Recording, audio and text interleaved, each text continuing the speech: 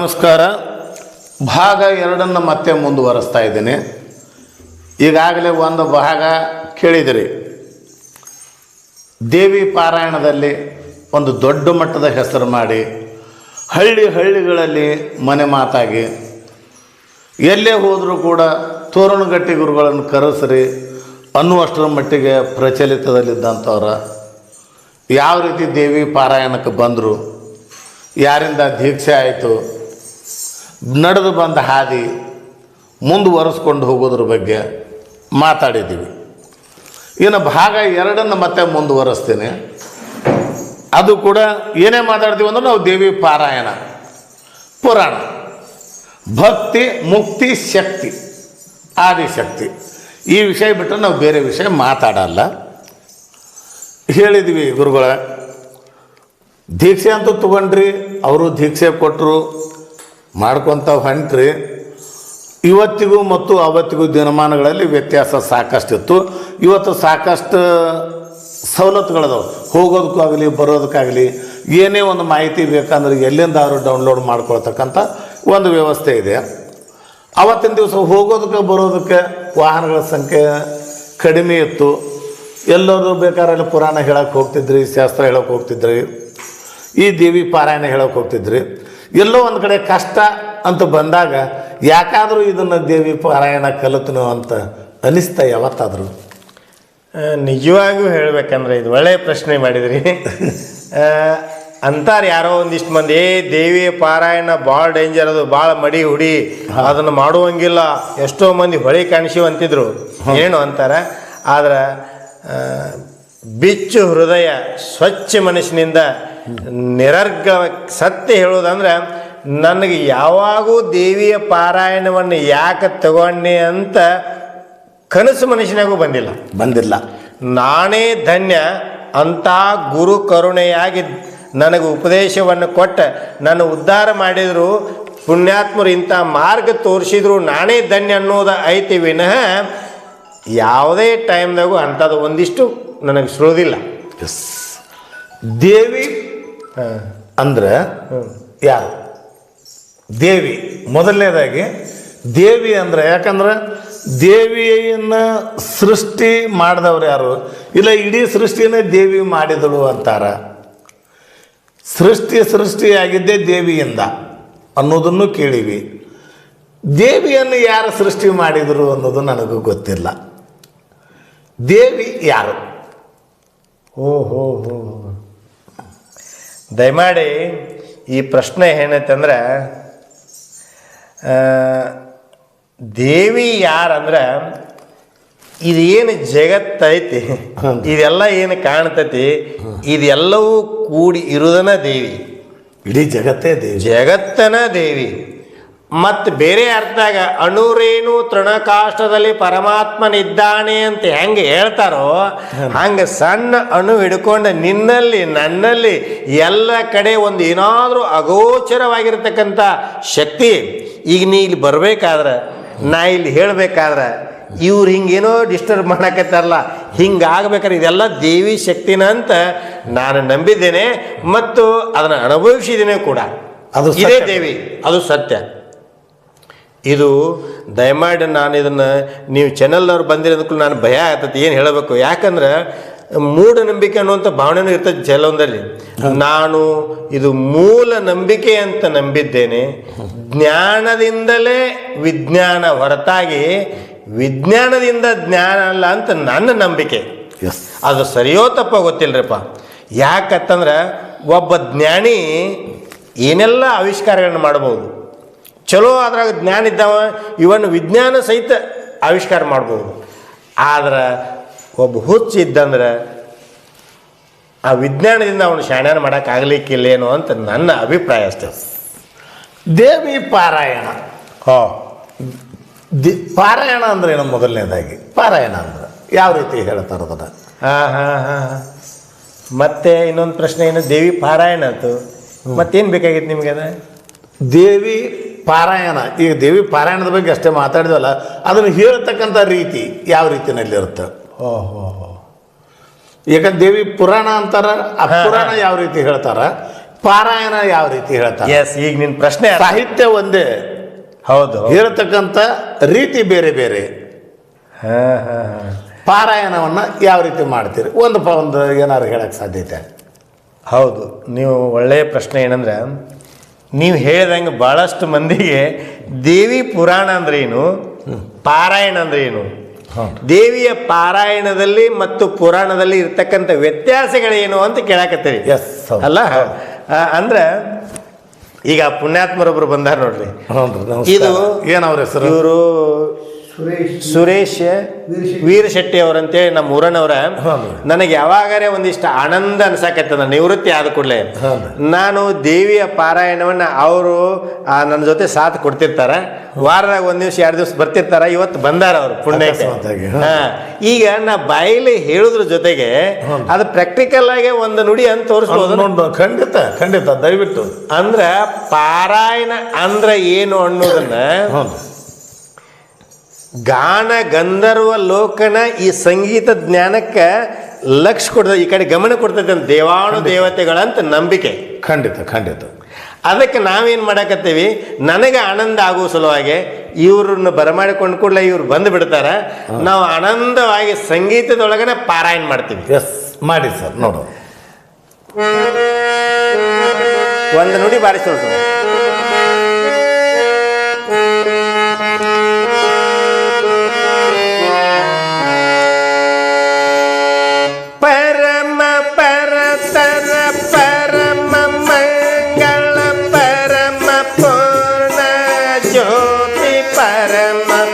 परम चैतन्यात्म परम काश परमेशा शरण रक्षक सकल बेतव निरुद्ध विवायोज पुरव परेव वर चिदानंद गुरु मा यಮಗೆ ಮಂಗಳವಾ ಯಮಗೆ ಮಂಗಳವಾ. ಈಗ ಇದನ್ನ ದೇವಿ ಪಾರಾಯಣ ಈಗ ರೀ. ಆಮೇಲೆ ಒಂದು ವಿಷಯ ಇಲ್ಲಿ ಈಗ ಹಾಡಿದ್ರಿ, ಅವರಿಗೆ ತಿಳಿತು, ಅವರಿಗೆ ನನಗೆ ತಿಳಿಲಿಲ್ಲ. ಓಹೋ, ಹೌದು ಹೌದು, ಇದು ಕರೆಕ್ಟ್. ನೀವು ಅದನ್ನ ನಾ ಹೇಳಕತ್ತೇನೆ. ಇದನ್ನ ಏನು ನೀವು ತಿಳಿದಿಲ್ಲ ಅಂದಿರಲ್ಲ, ಇದನ್ನ ನಿಮ್ಮ ತಿಳಿಯುವಂಗ, ನಿಮಗೆ ತಿಳಿಯುವಂಗ, ಸವಿಸ್ತಾರವಾಗಿ ನಿಮಗೆ ಮನದಟ್ಟ ಆಗುವಂಗ ಆ ಭಾಷೆಯೊಳಗೆ ಹೇಳುವುದಕ್ಕೆ ನಾವು ಪ್ರವಚನ. ಅಂದ್ರೆ ಪುರಾಣ. ಈಗ ಪಾರಾಯಣ ಮಾಡಿ ಅದರ ಅರ್ಥ ಬಿಡಿಸಿ ಹೇಳ್ತೀರೋ ಅಥವಾ ಸುಮ್ಮನೆ ಹೇಳ್ಕೊಂತ ಹೋಗಿಬಿಡ್ತೀವ್ರಿ ಇದನ್ನೇ ಆಡ್ಕೊಂತ? ಈಗಂತೂ ಪಾರಾಯಣ ಮುಗಿತಿದ್ದು. ಒಂದು ನುಡಿ ನಾವು ಹಿಂಗೆ ಪಾರಾಯಣ ಮಾಡ್ತೀವಿ, ನಿರಂತರವಾಗಿ ಅದನ್ನ ಪಾರಾಯಣ ಮಾಡ್ಕೊತ ಹೋದಿವಿ ಅಂದ್ರೆ ನಮಗಷ್ಟ ಉಪಯುಕ್ತ ಆಗಲಿ ಅಂತ ನಾವು ಅದನ್ನ ಪಾರಾಯಣ ಮಾಡ್ತಿರ್ತೀವಿ. ಇನ್ನು ಜನಗಳಲ್ಲ ಅರ್ಥನ ಇಲ್ಲ. ಯಾರ ಭಕ್ತರಿದ್ದಾಗ ಅಥವಾ ಎಲ್ಲಾರ ಸಭೆ ಸಮಾಜಗಳಿಗೆ ಗುಡಿ ಒಳಗೆ ಪಾರಾಯಣ ಮಾಡಕ್ಕೆ ನಮ್ಮನ್ನು ಕರೆಸಿದ್ರಂದ್ರೆ ಆ ಪಾರಾಯಣ ಮಾಡಿದ ನಂತರ ಅದರ ನುಡಿಗಳನ್ನು ನಾವು ಹೇಳ್ತೀವಿ. ಈಗ ಒಂದು ಉದಾಹರಣೆ, ಈಗ ಇದನ್ನೇನು ಬರೆಸಿದ್ವಲ್ಲ, ಪರಮ ಪರತರ ಪರಮ ಮಂಗಳ ಪರಮ ಪೂರ್ಣ ಜ್ಯೋತಿ ಪರಮ ಚೈತನ್ಯಾತ್ಮ ಪರಮಾಕಾಶ ಪರಮೇಶ ಶರಣ ರಕ್ಷಕ ಸಕಲ ಬಿಷ್ಟವ ನಿರುತ ವಿವಾಯೋಧ್ಯ ಪುರವನು ಪೊರೆವ ವರ ಚಿದಾನಂದ ಗುರು ಮಾಳ್ಕಿ ಯಮಗೆ ಮಂಗಳವಾ. ಇದನ್ನೇನು ನಾವು ಸಂಗೀತದೊಳಗೆ ಹೇಳಿದ್ವಲ್ರಿ, ಇದನ್ನ ಇನ್ನೊಮ್ಮೆ ನಿಮಗೆ ಅಂದ್ರೆ ನಮ್ಮ ಗುರು ಪರಮ ಪರತರ ಪರಮ ಮಂಗಳ ಅಂದ್ರೆ ಅತ್ಯಂತ ಶ್ರೇಷ್ಠದಾಯಕನಾದ ಅತ್ಯಂತ ಮಂಗಳದಾಯಕವಾದ ಪರಮ ಪೂರ್ಣ ಜ್ಯೋತಿ ಅಂದ್ರೆ ಪೂರ್ಣ ಜ್ಯೋತಿ ಅಂದ್ರೆ ಇಲ್ಲಿ ಕತ್ಲೈತಿ ಇಲ್ಲಿ ಬೆಳಕೈತಿ ಇಲ್ಲಿ ಅಷ್ಟೈತಿ ಅಂತಲ್ಲ, ಸದಾವಕಾಲ ಆಕಾಶದೊಳಗೆ ಪ್ರಜ್ವಲಿಸತಕ್ಕಂಥ ಸೂರ್ಯನಿದ್ದಂಗವ ಗುರು. ಪರಮ ಪರತರ ಪರಮ ಮಂಗಳ ಪರಮ ಪೂರ್ಣ ಜ್ಯೋತಿ ಪರಮ ಚೈತನ್ಯಾತ್ಮ ಪರಮ ಆಕಾಶ. ಅಂಥ ಚೈತನ್ಯ ಸ್ವರೂಪನು ಪರಮ ಆಕಾಶ ಅಂದ್ರೆ ಅಷ್ಟು ವಿಶಾಲವಾಗಿರತಕ್ಕಂಥ ಅವ. ಶರಣ ರಕ್ಷಕ ಅಂದ್ರೆ ಯಾರಾದರೂ ಶರಣ ಅಂತ ಬಂದಂದ್ರೆ ಅವ್ರನ್ನ ರಕ್ಷಣೆ ಮಾಡುವಂಥವ ಒಂದು ಅರ್ಥ. ಒಂದು ಅರ್ಥದೊಳಗೆ ಶರಣರು ಅಂದ್ರೆ ಒಳ್ಳೆಯವರು, ಅವ್ರನ್ನ ರಕ್ಷಣೆ ಮಾಡುವ. ಸಕಲ ಬಿಷ್ಟವ ಅಂದ್ರೆ ಆ ಬಂದಿರತಕ್ಕಂಥ ಭಕ್ತರ ಸಕಲ ಇಷ್ಟಾರ್ಥಗಳನ್ನು ಈಡೇರಿಸುವಂತಹ ಮಹಾಪ್ರಭು. ಸಕಲ ಬಿಷ್ಟವ ನಿರುತವೀವಾಯೋಧ್ಯಪುರವನು ಪೊರೆವ ವರ ಚಿದಾನಂದ.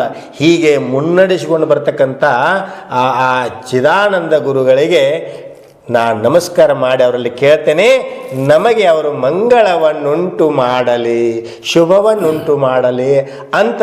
ಇದನ್ನೇನು ಬಿಡಿಸಿ ಹೇಳಲ್ರಿ, ಇದ ಪುರಾಣ, ಇದ ಪ್ರವಚನ. ಈಗ ಸಂಗೀತದೊಳಗೆ ಮಾಡಿದ್ದ ಪಾರಾಯಣ. ಇಷ್ಟು ನನಗೆ ತಿಳಿದೈತ್ರಿಪ್ಪ.